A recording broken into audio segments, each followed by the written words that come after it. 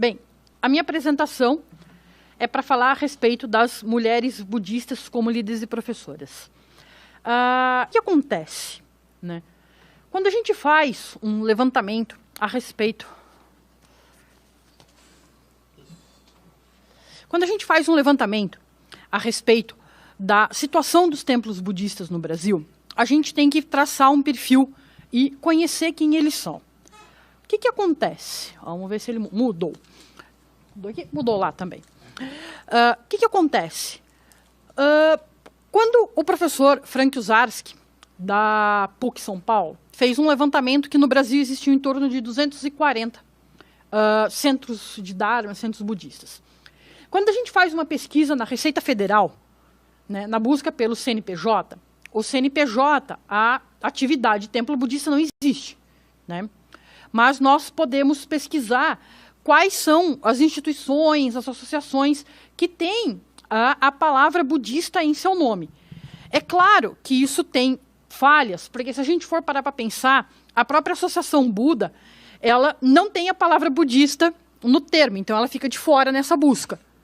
Tá? Outra comunidade, a Rainbow Sangha, também não vai aparecer.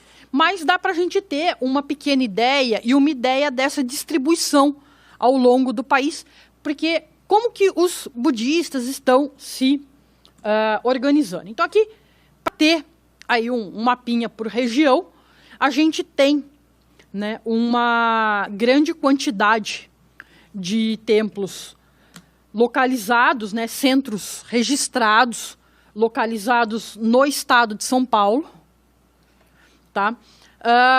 A gente vê que depois, disperso pelo país, isso vai perdendo o fôlego. Né? Então é complicado quando a gente vai traçar e ver um panorama a respeito disso. Né?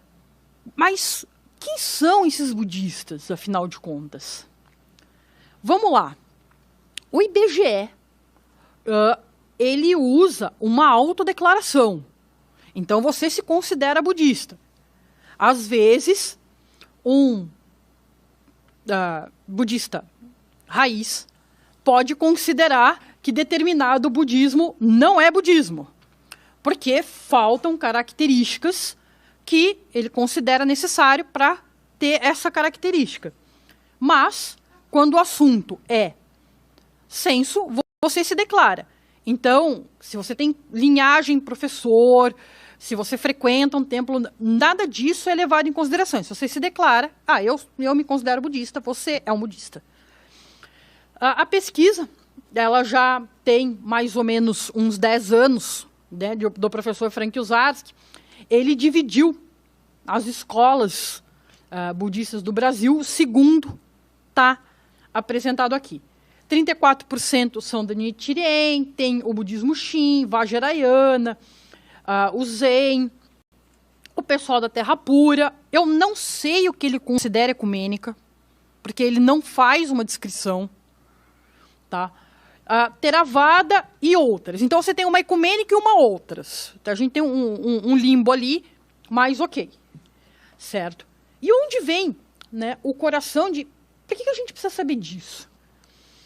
A Rita Gross é considerada como uma das principais que inaugura o feminismo budista.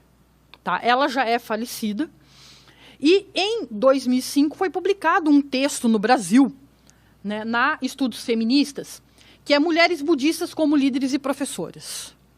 Nesse texto, a Rita Gross, ela faz uma severa crítica ao budismo, que o que acontece? Em grande parte das comunidades, se não na totalidade, como ela diz, as mulheres não ocupam as posições de líderes e professoras. As mulheres acabam ocupando posições administrativas. Elas vão cuidar das finanças, elas vão cuidar das logísticas, mas elas não vão ensinar. E o papel mais importante dentro, né, do budismo e dentro de todas essas comunidades que eu citei, então a gente pode usar a palavra de uma maneira ampla, é o papel de professor que ensina o Dharma, que ensina a doutrina. E que as mulheres não alcançavam essa posição. Então, o que acontece? Depois que eu preparei essa apresentação, no caminho para vir para cá, eu escrevi um artigo que se chama Mulheres Budistas como Líderes e Professoras, o Brasil, 18 anos depois. E esse artigo foi publicado hoje, na revista Coisas do Gênero. Tá? Então, esse que a gente vai ouvir conversando, se você quiser ler detalhadamente, já está publicado na revista.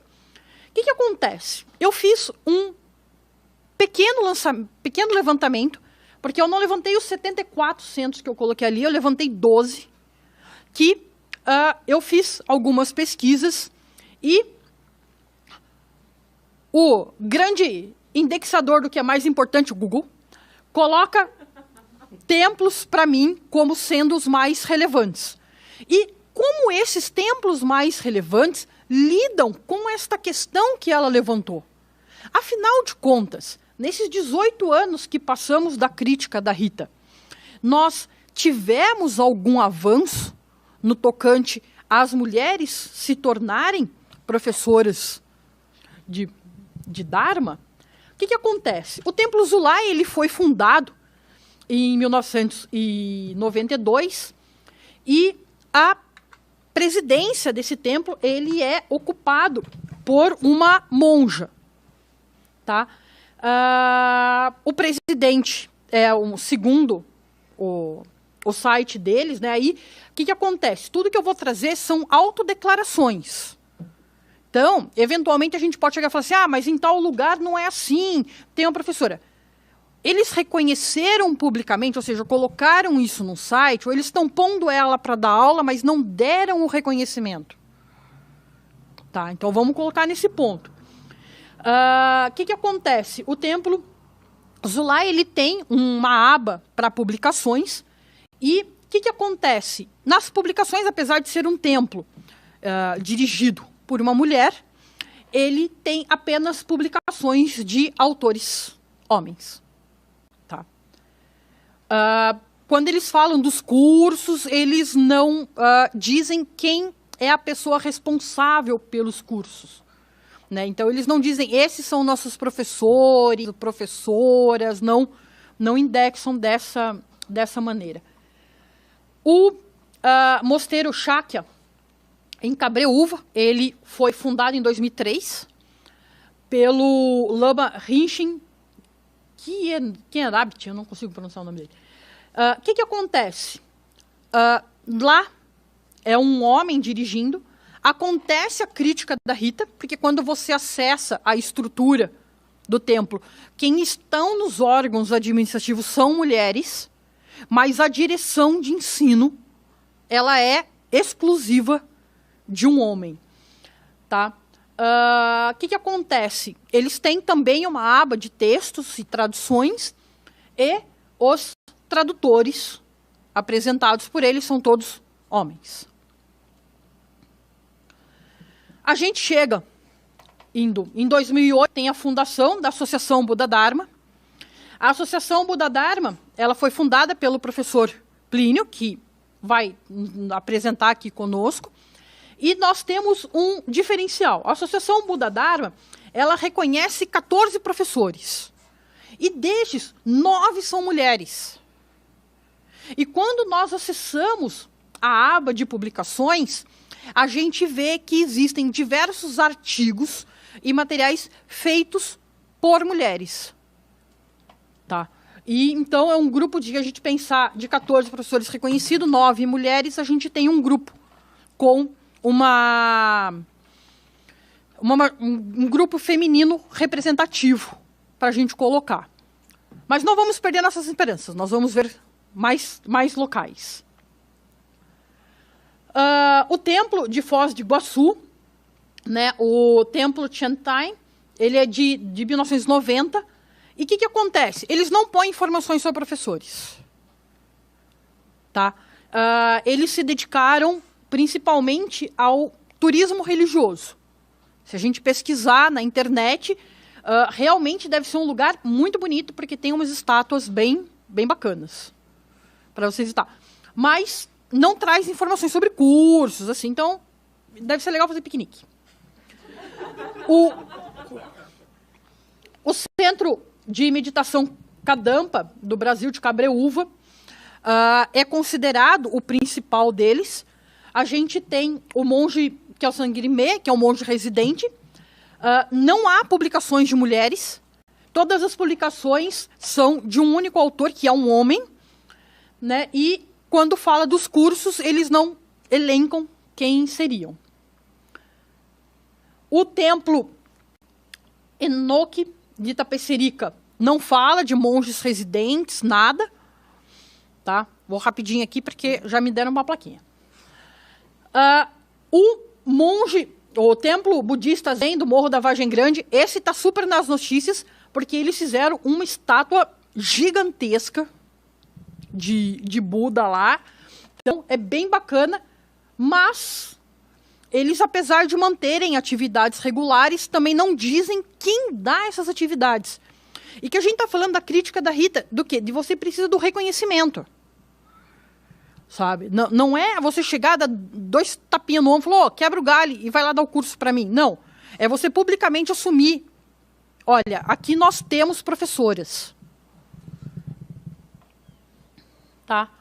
O templo budista Shin, da Terra Pura de Brasília, o monge regente é um homem, né, é o Keizo Doi. Eles têm cursos regulares, tem monjas, mas no site dele elas não constam.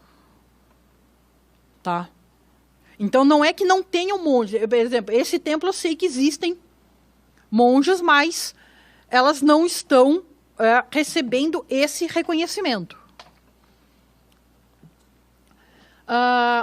Um templo no Rio de Janeiro, né, o Karma Tsekun, ele tem 3 lamas residentes, todos homens, e aí eles fazem uma coisa diferente. Eles têm uma grande biblioteca de textos para você ler, mas eles não indicam autoria.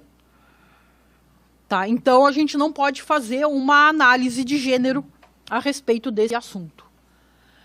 A comunidade budista Nalanda de Belo Horizonte, ela tem uma característica importante, ela afirma que ela não reconhece, não tem interesse, não vai reconhecer professores.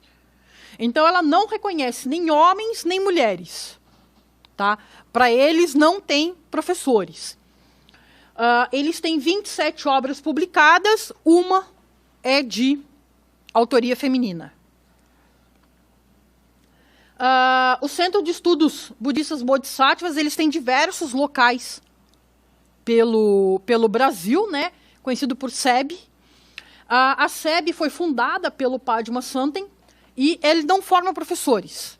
Eles dão só como tutores para você coordenar um grupo e eles não dão esse reconhecimento. A editora tem 6 livros publicados, uma é de autoria feminina e a revista Bodhisattva, que eles têm... eu não errei a grafia, tá? Eles escrevem dessa maneira. Aí já é um mix de autores e autoras. A comunidade budista Zen do Brasil foi fundada pela monja Koen e ela também reconhece diversos professores. Segundo o site, ela formou, né, mais de 300 pessoas ao longo do tempo de ensino dela e ela, então, reconhece várias pessoas como professores, dos quais 5 são mulheres. Eu não estou falando da publicação, porque a monja Koen escreve bastante e publica bastante. Tá? Então, é uma autora feminina que trabalha bastante com isso. E para amarrar essa questão do feminino no ensino budista, a gente tem que pensar em novos horizontes. E aí eu quero falar da Chácara de São Paulo. Ela é uma iniciativa, né, da monja Estela, da Patrícia e da Cibele, que não veio apresentar, que é o grupo que reúne as mulheres budistas. Então, aí eu aproveito para fazer convite. Dia 8 de março, Dia da Mulher, teremos o primeiro congresso da Chaquedita, realizado na Universidade Metodista de São Paulo. Tá joia? Então, muito obrigada. Então, uma apresentação rápida.